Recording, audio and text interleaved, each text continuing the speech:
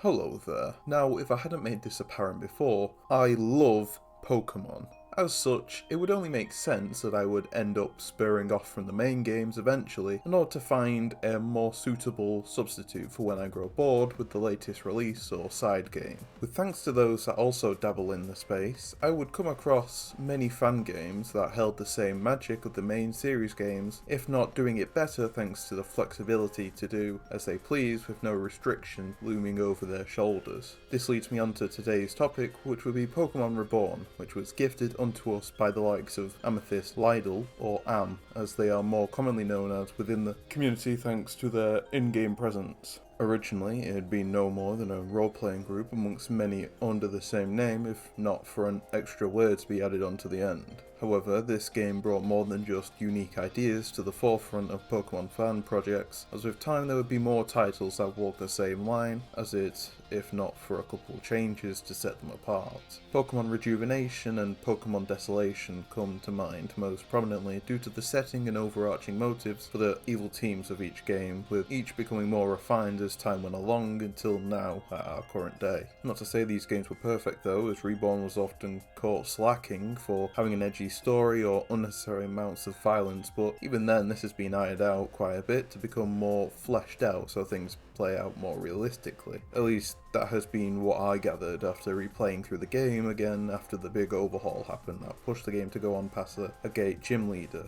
It would be during this rerun of the game where I would be confronted with one of three issues with the game, as difficulty scaling goes first and characters go third, with this going in between the two. A core mechanic of the game is that each battle is set within a custom terrain that is similar to that of the vanilla games, but with a lot more details crammed into them, with varying results down to how you play the game. In some ways it can benefit you, do absolutely nothing or just be a pain in the arse to deal with, which is what I'll be mostly exploring today due to what I've come across so far. Don't take my word for fact though, as despite the complaining I'm about to do, I quite enjoy the dynamics which are brought about thanks to the inclusion of these terrains thanks to the possibilities it brings around. One such example is a grassy terrain which can be easily terminated to create a corrosive field thanks to moves such as Sludge Wave, and becomes a deadly field for those that are originally weak to the poison typing, leaving grass or fairy types in the dirt. Having things be able to switch up like this is why they can be a great addition to the game, because it brings so much more diversity to it, unlike before where it had been a simple battle where it would all get dull since you could only pull out so many tricks until there would be nothing left.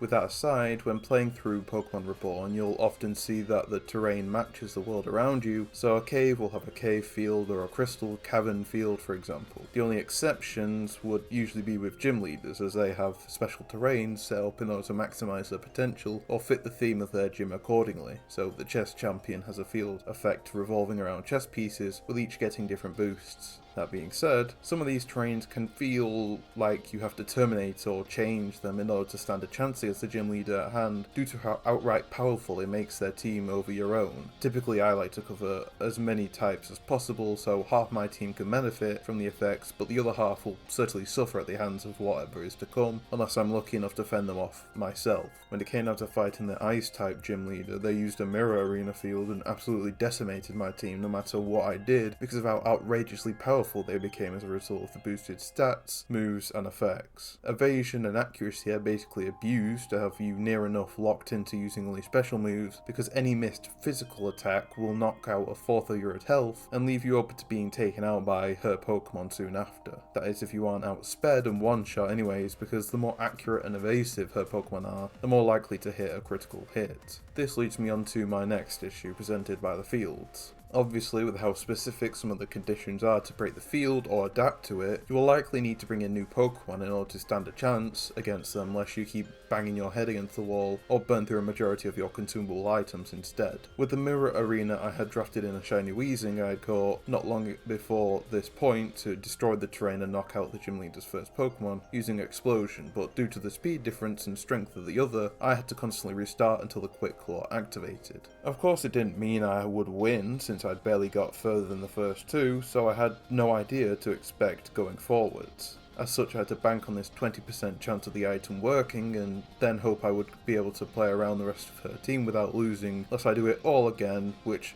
certainly wasn't favourable whenever I had to restart. Even recently, when going against a fighting gym leader, I got constantly blocked at either Blaziken, due to the speed boost and full power acrobatics, or Hawlucha, since its attack got boosted by an item I'll go over soon. Again, I would have to temporarily rearrange a team, so 2 of the members who struggled were boxed in exchange for Talonflame and Crobat, which wasn't fun since the latter evolved via friendship, though it only took another attempt to shred the team since acrobatics was at full power, accompanied by a sharp beak to deal just shy of the same amount of damage, which could be achieved with Brave Bird, just without the recoil, so the ability Gale Wings was maintained. It starts to become a bit grating when I have to waste time just to level up my new Pokemon, only for them to be boxed soon after they have fulfilled their purpose. Lastly, I alluded to an item prior that raised the attack of a Pokemon when it was first switched in, and these items are known as either Elemental Seeds, Magical Seeds, Synthetic Seeds, or Toleric Seeds, which all stems from the seeds found in the vanilla games like the terrains. Each seed will only work with one type of field, and they will always give the effects or name of that specific seed along the bottom of each field note, which can be collected throughout the game so that you can use the power yourself or prepare for it. More often than not, it will boost one stat whilst applying a status move like Baneful Bunker or Helping Hand, which can all be that is needed for a sweep to begin or allow for a setup to be achieved.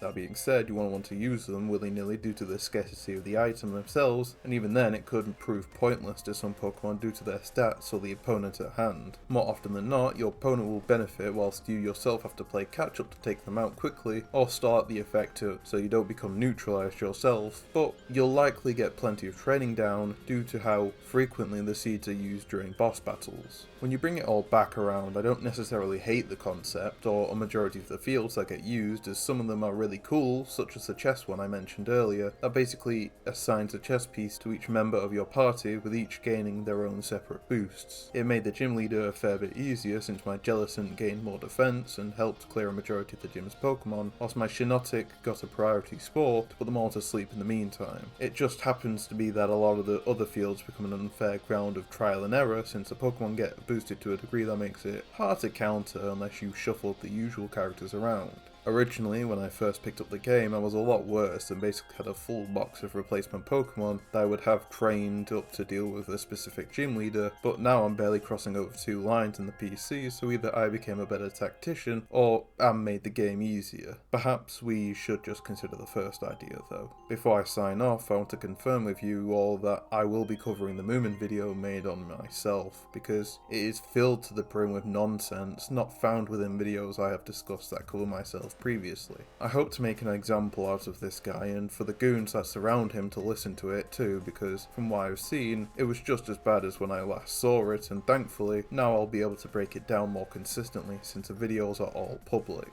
The next video will be a joy to make, though in any case, this has been Skullman Speaks and I'll see you next time. Hopefully.